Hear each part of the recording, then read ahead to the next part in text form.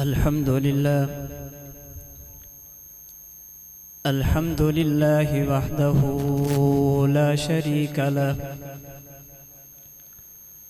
वस्सलातु वस्सलामु अला मन ला नबिय्य बअदह व अला आलिहि व अस्हाबिहि अल्लज़ीना औफ़ौ अहदह। अम्मा बअदु फ़अऊज़ु बिल्लाहि मिनश शैतानिर रजीम। बिस्मिल्लाहिर रहमानिर रहीम। मिन्हा खलक़नाकुम व फ़ीहा नुईदुकुम व मिन्हा नुख़रिजुकुम तारतन उख़रा। अल्लाहुम्मा सल्लि अला मुहम्मदिन व अला आलि मुहम्मद कमा सल्लैता अला इब्राहीम व अला आलि इब्राहीम इन्नका हमीदुम मजीद। अल्लाहुम्मा बारिक अला मुहम्मदिन व अला आलि मुहम्मद कमा बारकता अला इब्राहीम व अला आलि इब्राहीम इन्नका हमीदुम मजीद। तुलूए शम्सो कमर से पहले मैं तुझ पे आका दुरूद भेजूं। तुलूए शम्सो कमर से पहले मैं तुझ पे आका दुरूद भेजूं। हर एक शामो सहर से पहले मैं तुझ पे आका दुरूद भेजूं। सफ़र का आगाज़ जो करूं मैं तो मेरे लब पे हो नाम तेरा। सफ़र का आगाज़ जो करूं मैं तो मेरे लब पे हो नाम तेरा। जो लौट आऊं तो घर से पहले मैं तुझ पे आका दुरूद भेजूं। खुदा की भेजी किताब तू है मेरा तो सारा निसाब तू है। आका खुदा की भेजी किताब तू है मेरा तो सारा निसाब तू है। हुसूल इल्म व हुनर से पहले मैं तुझ पे आका दुरूद भेजूं। हर एक शामो सहर से पहले मैं तुझ पे आका दुरूद भेजूं। इंतहाई वाजिबुल एहतराम बुजुर्गों, अजीज़ नौजवान दोस्तों और भाइयों, मैंने आप हज़रात के सामने कुरान करीम का 16वां पारा सूरत ताहा की आयत नंबर 55 तिलावत की है। ये आयत करीमा वो है जो तकरीबन हर मुसलमान को याद है और याद होनी चाहिए, इसलिए कि शरीयत मुताहरा के हुक्म के मुताबिक जब हम अपने किसी मुसलमान भाई या बहन को वफ़ात के बाद कब्र में दफनाते हैं तो शरीयत का हुक्म ये है कि वहाँ पर मौजूद हर बंदा 3 मरतबा मट्टी उठाए और उठाकर उस मैयत की कब्र पर डाले। और मैयत की कब्र पर मट्टी डालते वक्त सूरत ताहा की आयत नंबर 55 पढ़ी जाती है। मिन्हा खलक़नाकुम व फ़ीहा नुईदुकुम व मिन्हा नुख़रिजुकुम तारतन उख़रा। अल्लाह के रसूल सल्लल्लाहु अलैहि वसल्लम पर जब ये आयत उतरी, पैगंबर ने सहाबा को आयत पढ़ाई भी है। अल्लाह के नबी ने सहाबा को ये आयत समझाई भी है।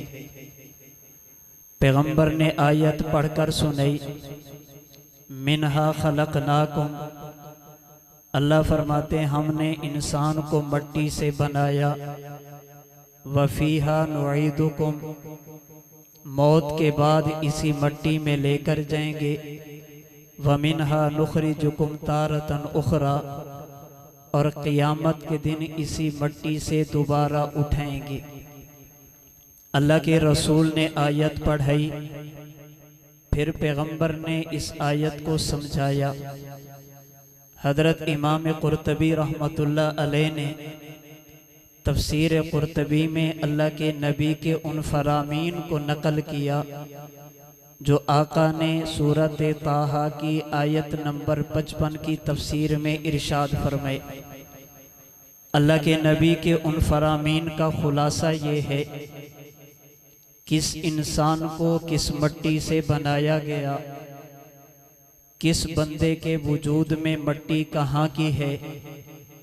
अगर ये देखना हो तो ये देख लिया जाए, मौत के बाद उस बंदे की कब्र कहाँ पर बनी है। आप पूरी तवज्जो रखेंगे। मेरे ज़िम्मा जो उन्वान लगाया गया, मैं उस उन्वान के हवाले से आपको चंद बातें समझाना चाहता हूँ। अल्लाह के नबी ने फरमाया, किस बंदे के वजूद में मट्टी कौन सी है, ये देखना हो तो ये देखो, मौत के बाद उस बंदे की कब्र कहाँ पर है। जहाँ पर बंदे की कब्र बनती है उसी जगह की मट्टी बंदे के वजूद में शामिल होती है। और लफ्ज़ों में यूं कहूँगा, अगर किसी बंदे के बारे में ये देखना हो इसे किस मट्टी से बनाया गया, तो ये देख लो कि मौत के बाद उसे कहाँ पर दफनाया गया। जहाँ से मट्टी उठाकर इंसान को बनाया जाता है, मौत के बाद उसी जगह पर इंसान को दफनाया जाता है। हदीस मुबारक की किताब मजमाउज़ ज़वैद में एक हदीस पाक मौजूद है। एक शख्स हबशा का रहने वाला था, अपना मुल्क छोड़ा और मदीना मुनव्वरा पहुंचा। अल्लाह के नबी से मुलाकात की, पैगंबर का सहाबी बना। मदीना में मौत आई और मदीना में ही कब्र बनी। अल्लाह के नबी ने इस मौके पर इरशाद फरमाया, दुफिना बित्तीनतिल्लती खुलिक़ मिन्हा। ये बंदा रहता तो हबशा में था, लेकिन इसे बनाया मदीना की मट्टी से गया था, इसलिए इसकी कब्र भी मदीना की सरजमीन पर बनी है। पता ये चला किस बंदे को किस मट्टी से बनाया गया। अगर ये देखना हो तो ये देखो कि उस बंदे की कब्र कहाँ पर है। जहाँ कब्र होगी वहाँ की मट्टी इंसान के वजूद में शामिल होगी। हमारा अहल सुन्नत वल जमात अहनाफ देवबंद का अकीदा है, इस कायनात में अल्लाह की तमाम मखलूक़ात में सबसे आला मकाम हमारे पैगंबर का है। जो शान अल्लाह ने हमारे नबी को अता फरमाई, उस जैसी शान अल्लाह ने कायनात में किसी को भी अता नहीं फरमाई। उसकी कई वजह, उनमें से एक वजह, जैसी मट्टी पैगंबर के वजूद में शामिल की गई, ऐसा मटीरियल और खमीर, ऐसी मट्टी और मवाद किसी भी बंदे के वजूद में शामिल नहीं की गई। आप कहेंगे क्या माना? मैंने और आपने अगर ये देखना हो हमारे पैगंबर को कहाँ की मट्टी से बनाया गया, तो ये देख लें कि मेरे नबी की कब्र कहाँ पर है। जहाँ पर नबुव्वत की कब्र होगी उसी जगह की मट्टी से मेरे नबी को बनाया गया। वफात के बाद पैगंबर को वहीं पर दफनाया गया और क़ियामत के दिन उसी जगह से मेरे नबी को उठाया जाएगा। अल्लाह के नबी की कब्र जहाँ पर है उसे हजरत ऐशा का हुजरा कहते और मेरे पैगंबर का रोज़ा कहते। आया पैगंबर के रोज़े और कब्र वाली जगह झरकल और लैया की जगहों की तरह है, भक्खर और सरगोदा की जगहों की तरह है, या उस जगह की हैसियत कुछ और है।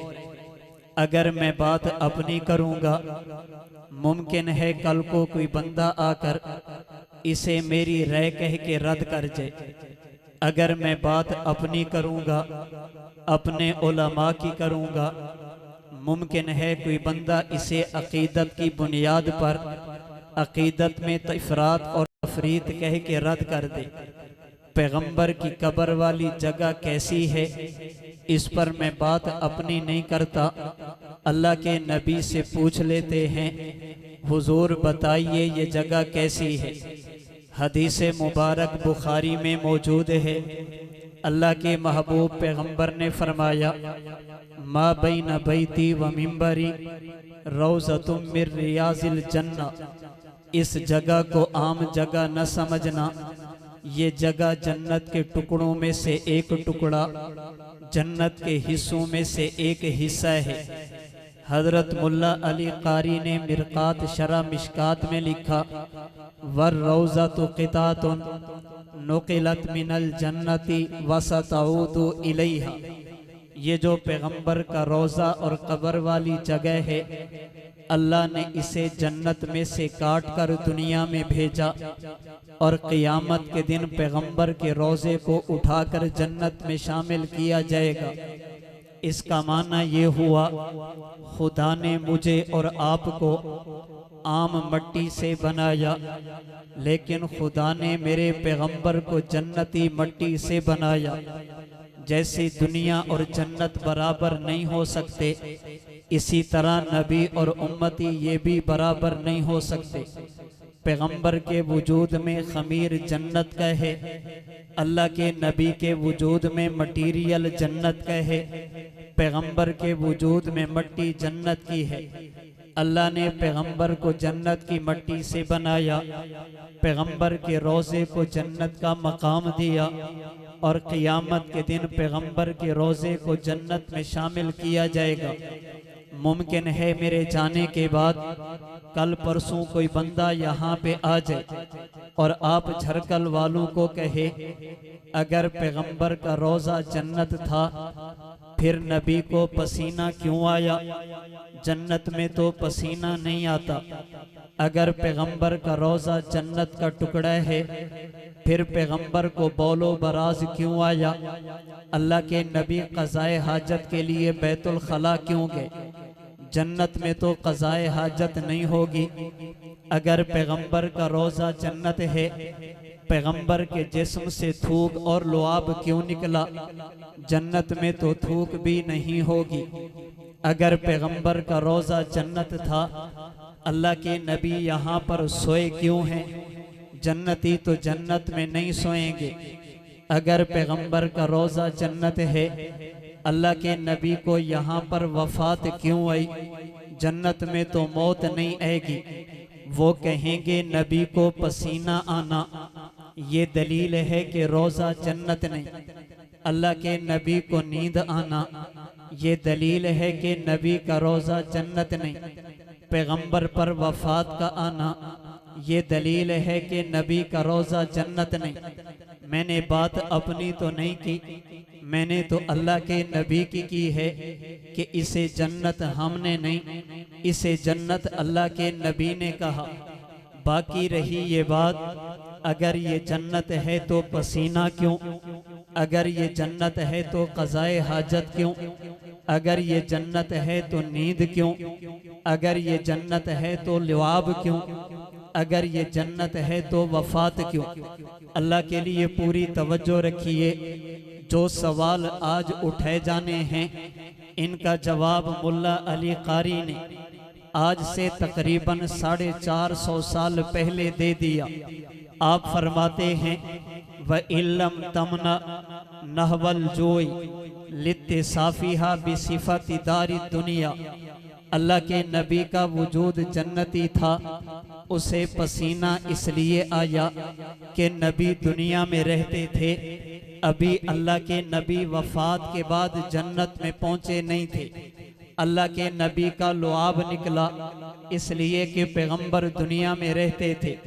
अल्लाह के नबी सोए हैं इसलिए कि पैगंबर दुनिया में रहते थे।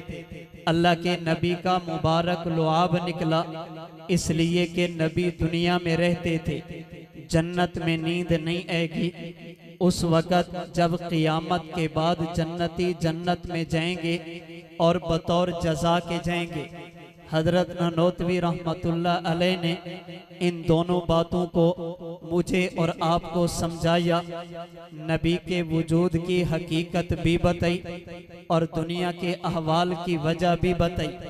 आप मेरी तरफ देखिए, हजरत फरमाते हैं आप पानी लें, किसी लेबॉर्ट्री में चले जाएं, किसी पढ़े लिखे आदमी से पूछें इस पानी की खुसूसियत क्या है, वो कहेगा इसकी खुसूसियत है बरूदत, इसकी खुसूसियत है ठंडक। आप इस पानी को किसी स्टील के बर्तन में डालें, फिर आप इसे चूल्हे पर खड़ा करके नीचे आग लगा दें।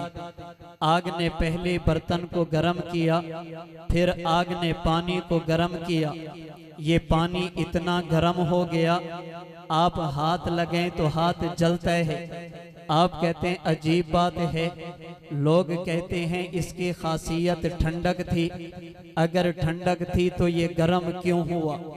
आप अभी सोच रहे थे, घर से आवाज आई आग लग गई, आग लग गई। आपने यही खोलता हुआ गर्म पानी उठाया, भड़कती हुई आग पर डाला। सवाल ये है, जब गर्म आग पर गर्म पानी डाला, ये आग बुझेगी या भड़केगी? आप कहेंगे बुझेगी। अक्ले इंसानी कहती है आग भी गर्म थी, ये पानी भी गर्म था। आग को भड़कना चाहिए था, इसे बुझना नहीं चाहिए था। अब साइंस आपको बताएगी इस आग ने पानी की ठंडक को छुपाया तो है, पानी की ठंडक को खत्म नहीं किया। इस आग ने पानी को ऊपर ऊपर से तो गर्म कर दिया, अंदर जो खासियत ठंडक की थी वो बाकी थी। जो ही आपने आग पर डाला, उस ठंडक ने अपना काम दिखाया और आग को बुझा दिया। अब अल्लाह के लिए पूरी तवज्जो। अल्लाह के नबी ने कहा ये जगह जन्नत है। सवाल ये हुआ, अगर जन्नत है तो नबी को पसीना क्यों? अगर जन्नत है तो नबी का लुआब क्यों? अगर जन्नत है तो बैतुल खला में जाने की जरूरत क्यों? अगर जन्नत है तो पैगंबर को नींद क्यों? अगर जन्नत है तो नबी का इंतकाल क्यों? मुल्ला अली कारी ने दोनों बातों को समझा दिया। फरमाए कि जैसे आग इस पानी की खासियत ठंडक को खत्म नहीं करती, ठंडक अंदर रहती है। जब ये पानी आग पे जाएगा तो ठंडक अपना काम दिखाएगी। अल्लाह ने अपने नबी के वजूद को जन्नत से बनाया, फिर नबी दुनिया में रहे। दुनिया में रहने की वजह से हालात अल्लाह के नबी पर तो आए हैं, लेकिन वही हालात जब आप पर आएंगे, आप गौर करना, आपका मामला जुदा होगा। मेरे पैगंबर की कैफियत अलग और जुदा होगी।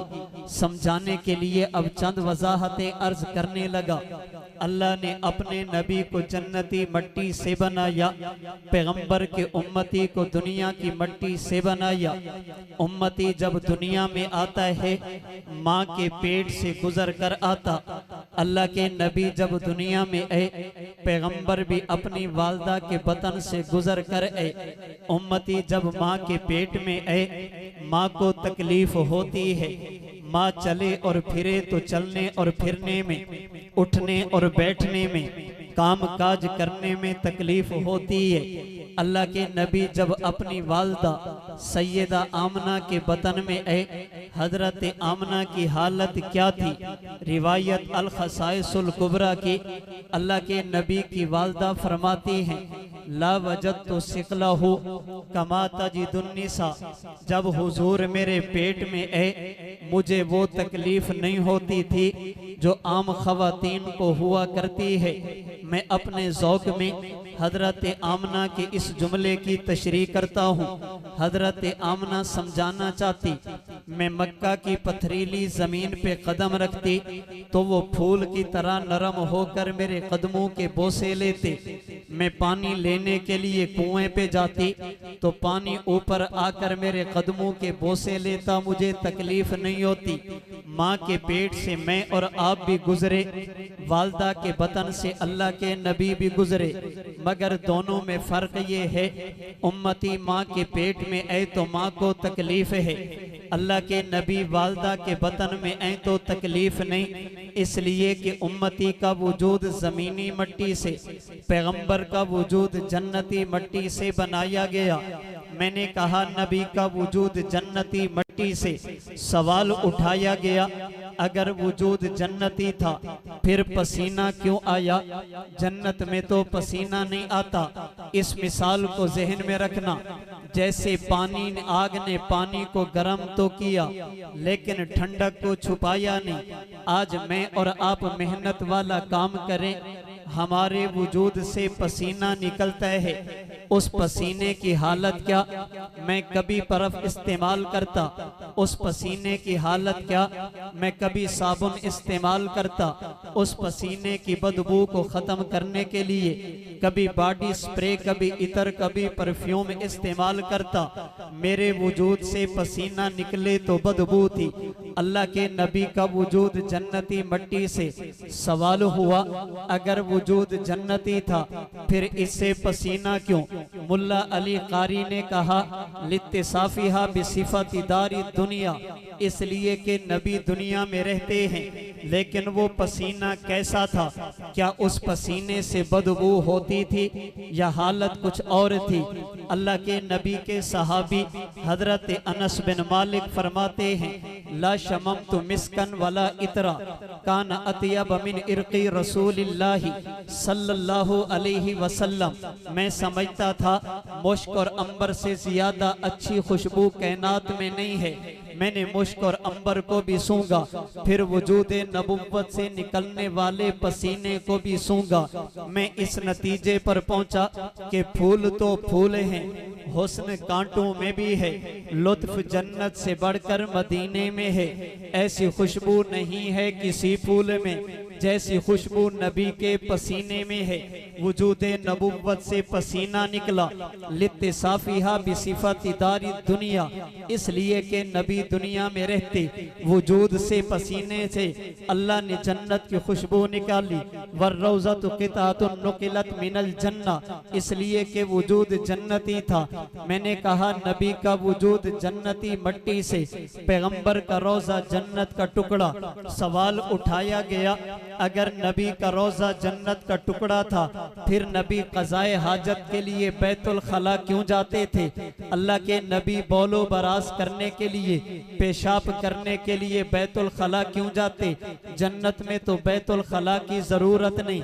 मुल्ला अली कारी ने कहा लित्तिसाफिहा बिसिफती दारी दुनिया, वजूद अगरचे जन्नती था मगर रहता दुनिया में था।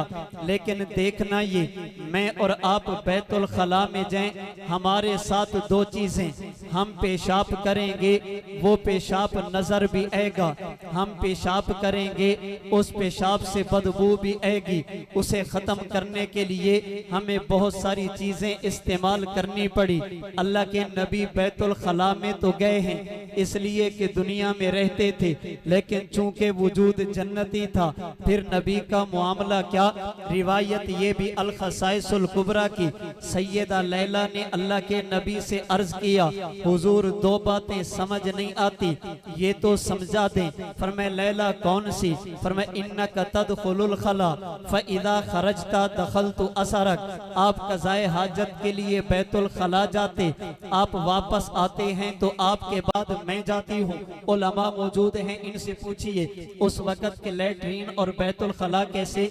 छड़ियों की दीवार बना दी गई, अंदर गड्ढा खोद दिया गया, वहां पर पेशाब किया जाता, शाम को उठाकर बाहर फेंक दिया जाता। अल्लाह के नबी आप बाहर आए, आपके बाद मैं जाती हूँ। जब जाती हूँ तो वहां पर मुझे पेशाब का नामो निशान नजर नहीं आता, और मैं जब अंदर जाऊं वहां पर मुझे बदबू नहीं बल्कि खुशबू महसूस होती है। अल्लाह के नबी ने फरमाया लैला इन्ना माशरल अंबिया, फरमाया लैला ये तुझसे पहले बैतुल खला में जाने वाला उम्मती नहीं, ये अल्लाह का नबी है। हमारे बारे में ज़ाब्ता क्या? तुम बतु अजसादुना अला अरवाही अहलिल जन्ना, नबी का वजूद जन्नती मिट्टी से बनाया जाता। नबी को बोलो बरात क़ज़ाए हाजत की जरूरत तो पेश आई, लित्तिसाफिहा बिसिफती दारी दुनिया, लेकिन बोलो बरात से अल्लाह ने खुशबू निकाली। वर्रौज़तु क़िताअतुन नुक़िलत मिनल जन्नह, इसलिए कि वजूद जन्नती था। मैंने कहा हमारा अकीदा अल्लाह के नबी के वजूद में जो मट्टी शामिल की गई वो मट्टी जन्नत की थी। लोगों ने सवाल किया अगर मट्टी जन्नत की थी फिर अल्लाह के नबी को थूक क्यों आया, नबी का मुबारक लुआब क्यों निकला, जन्नत में तो थूक नहीं होगा। मुल्ला अली कारी ने कहा लित्तिसाफिहा बिसिफाति दारी दुनिया, इसलिए कि नबी दुनिया में रहते, लेकिन देखना ये जैसे मेरी और आपकी थूक है, क्या नबी का लुआब भी ऐसा था। आज मैंने सफर किया रेलवे स्टेशन पर, लारी अड्डे पर, एयरपोर्ट पर, मुझे जुमला लिखा हुआ मिला यहाँ पर थूकना मना है। मैंने पूछा वजह क्या, कहते मौली साहब आपको पता नहीं, जदीद तहकीक ने साबित किया इंसानी थूक में वबा होती, जरासीम होते, ये थूक डाला जाए तो बीमारियां फैलती हैं। मैंने कहा बात समझ आ गई, मैं और आप थूक डालें तो वबा फैले। अगर बात नबी के लुआब की आ जाए, खैबर के मौके पर अली की आंख पे लगे तो दर्द खत्म, गारे सौर में अबू बकर की एड़ी पे लगे तो सांप के जहर का असर खत्म, इसलिए कि वजूद जन्नती था। हमारे थूक में खुदा ने बीमारियां रखी, पैगंबर के लुआब में खुदा ने शिफा रखी, इसलिए कि वजूद जन्नती। मैंने कहा हमारा अकीदा नबी का रोजा भी जन्नत, नबी का वजूद भी जन्नती। सवाल उठाया गया अगर जन्नती जिस्म था फिर पैगंबर सोए क्यों, जन्नत में तो नींद नहीं आती, अल्लाह के नबी को नींद क्यों आती। मुल्ला अली कारी ने कहा लित्तिसाफिहा बिसिफाति दारी दुनिया, नबी को नींद इसलिए आई, इसलिए कि नबी दुनिया में रहते थे, दुनिया में रहने की वजह से नींद आई। लेकिन देखना ये है क्या नबी और उम्मती की नींद एक है या दोनों की नींद में फर्क है। उलमा की मौजूदगी में महज अकीदत की बुनियाद पे नहीं, दलील की बुनियाद पे कहने लगा नबी की नींद अलग है, उम्मती की नींद अलग है। उम्मती सो जाए तो वुजू टूट जाए, अल्लाह के नबी सोए तो वुजू नहीं टूटता।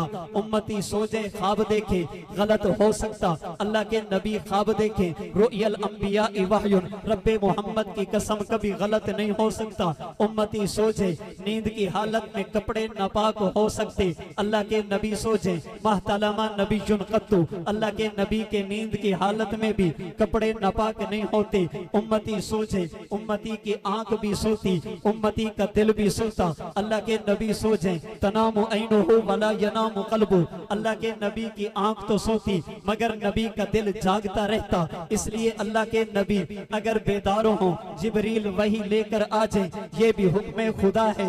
अल्लाह के नबी सो जाए पैगंबर ख्वाब देखें, ये भी हुक्म खुदा है। उम्मती की नींद अलग थी, अल्लाह के नबी सोए तो हैं लित्तिसाफिहा बिसिफाति दारी दुनिया, लेकिन नबी की नींद अलग थी, उम्मती की नींद अलग थी। इसलिए कि वर्रौज़तु क़िताअतुन नुक़िलत मिनल जन्नती वसतऊदु इलैहा, नबी का वजूद जन्नती था, नबी की कब्र भी जन्नत का टुकड़ा, नबी की रोजा भी जन्नत का हिस्सा। अब आइए थोड़ा पीछे की तरफ, आपने साइंसदानों से पूछा इस पानी की हकीकत क्या है, उन्होंने कहा ठंडक। आपने गर्म किया आग, आप हाथ इसको बर्दाश्त नहीं करता, लेकिन इसी गर्म पानी को जब आपने आग पर डाला, इस गर्म पानी ने गर्म होने के बावजूद भी गर्म आग को बुझा दिया।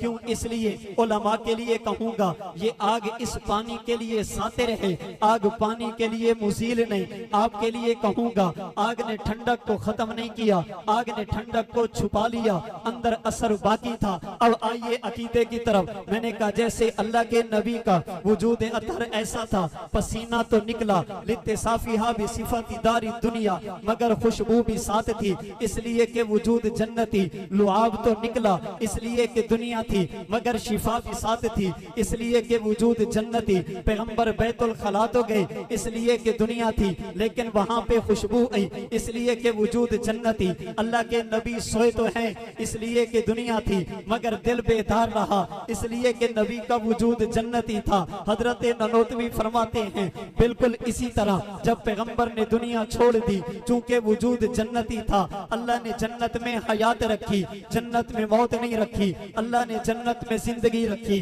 जन्नत में वफात नहीं रखी। अब चाहिए तो ये था जब नबी का रोजा जन्नत है, नबी को मौत न आती। मुल्ला अली कैरी कहते नाना लित्तिसाफिहा बिसिफाति दारी दुनिया, चूंकि दुनिया थी इसलिए वफात आई, लेकिन चूंकि वजूद जन्नती था, इसलिए नबी का दिल दुनिया में था, वो तब भी जिंदा था। अल्लाह के नबी ने दुनिया छोड़ दी, दिल तब भी जिंदा था। अल्लाह के नबी दुनिया में थे, दिल में हयात तब भी बाकी थी। पैगंबर ने दुनिया छोड़ दी, दिल में हयात तब भी बाकी रही। इसलिए उलमा से पूछिए, उम्मती दुनिया से चला जाए, बीवी निकाह से निकल जाती, अल्लाह के नबी दुनिया से चले गए, आपकी अज़वाजे मुतहरा आपके निकाह से नहीं निकली, उम्मती दुनिया से चला जाए, बीवी पर इद्दत है, अल्लाह के नबी दुनिया से तशरीफ ले गए, आपकी अज़वाजे मुतहरात पर इद्दत वफात नहीं थी, उम्मती दुनिया से चला जाए, बीवी इद्दत के बाद और जगह पर निकाह कर सकती, अल्लाह के नबी ने दुनिया छोड़ दी, पैगंबर की अज़वाजे मुतहरा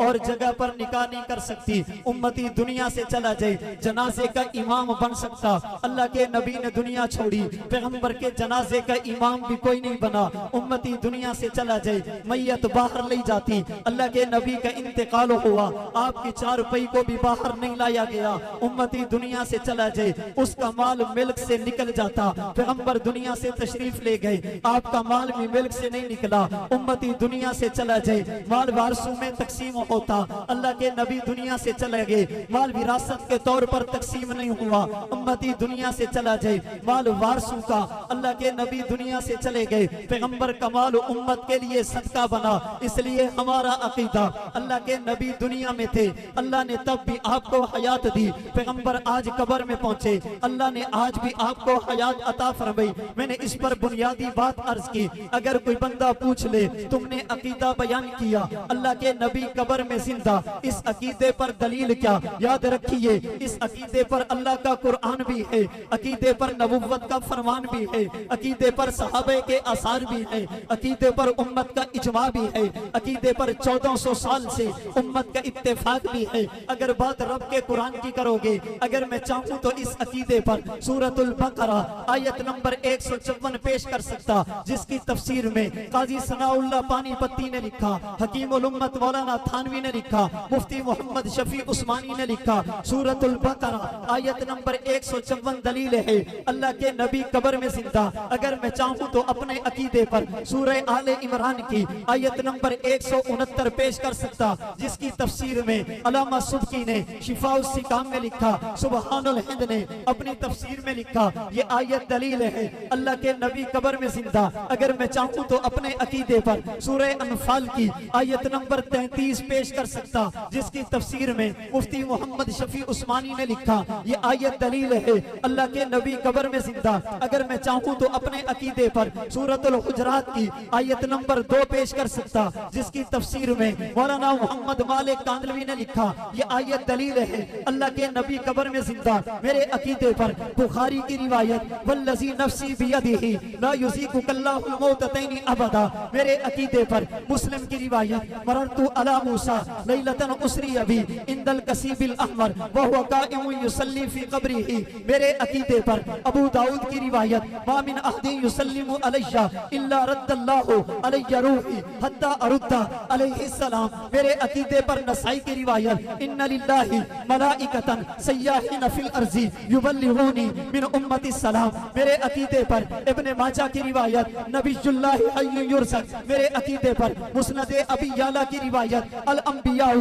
अहयाउन फी कुबूरिहिम युसल्लून, मेरे अकीदे पर मुस्नद बज़्ज़ार की रिवायत, तुरज़ु अलैया अमालुकुम फमा कान मिन हसनिन हमिदुल्लाह अलैहि व मा कान मिन सय्यिइन इस्तग़फ़रतुल्लाह लकुम, मेरे पास मेरे अकीदे पर इमाम बुखारी के उस्ताद इमाम इब्ने अबी शैबा की मुसन्नफ इब्ने अबी शैबा की रिवायत, या रसूल अल्लाह इस तस्कीर उम्मती का फ़इन्नहुम क़द हलकू, अगर बात सहाबा की करें, सहाबा भी मौजूद हैं। आइए इजमा की तरफ, अल्लामा सखावी ने अल क़ौल अल बदी में लिखा, हजरत थानवी ने अशरफुल जवाब में लिखा, हजरत कांदलवी ने सीरत मुस्तफ़ा में लिखा, पूरी उम्मत का इत्तेफाक है अल्लाह के नबी कब्र में जिंदा। अगर बात अकाबिर की करूं, हजरत कश्मीरी ने फैजुल बारी में लिखा, अल्लामा उस्मानी ने फतहुल मुल्हिम में लिखा, हजरत सहारनपुरी ने बज़लुल मजहूद में लिखा, हजरत थानवी ने अशरफुल जवाब में लिखा, बयानुल कुरान में लिखा, हजरत कांदलवी ने मारिफ और सीरत मुस्तफ़ा में लिखा। मेरे अकाबिर भी नबुव्वत की हयात की बात करते, लेकिन झरकल के दोस्तों, आज मैंने कुरान पेश नहीं किया, नबुव्वत का फरमान पेश नहीं किया, मैंने इजमा पेश नहीं किया, अपने अकाबिर पेश नहीं किया। किए, मैंने सिर्फ ये बताया रब के मोहम्मद की कसम मेरी नबुव्वत की हयात फिल कबर के अकीदे पर रब का कुरान है। आज मैंने इशारा किया मोहम्मद का फरमान है, आज मैंने इशारा किया उम्मत का इजमा है, आज मैंने इशारा किया मेरे अकाबिर हैं, आज मैंने इशारा किया, मैंने ये दलील पेश नहीं किए। याद रखिए अगर कुरान ना भी होता, नबी का फरमान ना भी होता, उम्मत का इजमा इत्तेफाक ना भी होता, मेरे अकाबिर ना भी होते, मेरे पास मेरे इस अकीदे पर एक ऐसी दलील मौजूद थी जिसके होते हुए किसी दलील की जरूरत नहीं, उस दलील को मोहम्मद मुस्तफा का जिस्म कहते, अल्लाह के नबी का वजूद कहते। अगर कुरान ना भी होता, नबी का वजूद ही दलील था, अल्लाह के नबी कब्र में जिंदा, इसलिए कि नबी के वजूद में जन्नत की मिट्टी रखी गई, जन्नत में हयात थी, अल्लाह ने अपने नबी के वजूद को भी हयात अता फरमा दी। इसलिए हम इस अकीदे पर शर्मिंदा नहीं, हम इस अकीदे पर सर झुका के नहीं, सर उठा के कहते, सीना बंद करके नहीं, सीना तान के कहते, हम नबी की हयात को मानते। रब का कुरान था, मोहम्मद का फरमान था, उम्मत का इजमा था, सहाबा बुजुर्ग और असलाफ थे, लेकिन सबसे बड़ी दलील वजूद मुस्तफा था, नबी का वजूद ही दलील है कि नबी कब्र में जिंदा। अगर कुछ भी ना होता, मेरे नबी का जिस्म ही दलील था, अल्लाह के नबी कब्र में जिंदा। उन्वान है अजमत कुरान में इशारा करने लगा हूँ, उलमा की मौजूदगी में कहने लगा हूँ। याद रखिए रब का कुरान बाद में है, मोहम्मद का जिस्म पहले है, हदीस बाद में है, मोहम्मद का जिस्म पहले है। अगर मोहम्मद के जिस्म को निकालोगे रब का कुरान मिल ही नहीं सकता। लौ अंज़लना हाज़ल कुराना अला जबलिन लरअयतहु खाशियम मुतसद्दिया। अल्लाह फरमाते दुनिया वालों, अगर मैं इस कुरान को पहाड़ पर उतारता, पहाड़ टुकड़े टुकड़े हो जाता, रेजा रेजा हो जाता, इस कुरान का बोझ ना बर्दाश्त कर सकता। लोगों ने सवाल किया मुसलमान भी कैसी अजीब मखलूक हैं, कहते हैं कुरान बड़ा वजनी कलाम, बड़ी वजनी किताब है जिसको पहाड़ भी नहीं उठा सकते। हमने झरकल में देखा 10 साल का बच्चा, बेटा क्या करते हो?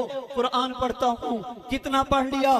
पूरा कुरान याद कर लिया। कहते हैं कुरान अगर इतना वजनी था जिसको पहाड़ नहीं उठा सकता, 10 साल के बच्चे के सीने ने कैसे उठा लिया?